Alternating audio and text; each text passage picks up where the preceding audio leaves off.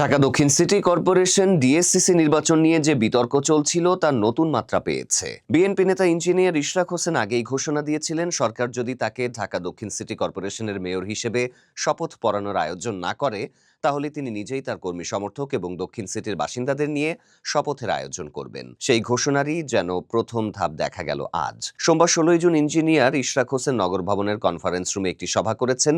এটি নগর ভবনে তার প্রথম সভা, আর এই সভার ব্যানারে তার নামের সঙ্গে স্পষ্টভাবে লেখা রয়েছে মাননীয় মেয়র।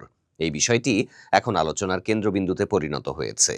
সভা সূত্রে জানা গেছে, এটি ঢাকা দক্ষিণ সিটি কর্পোরেশনের বর্জ্য ব্যবস্থাপনা বিভাগের কর্মকর্তা ও কর্মচারীদের সঙ্গে এক মত বিনিময় সভা ছিল।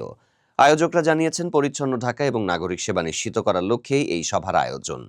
আর এই সভার প্রধান অতিথি হিসেবে উপস্থিত ছিলেন বিএনপি নেতা ইশরাক হোসেন।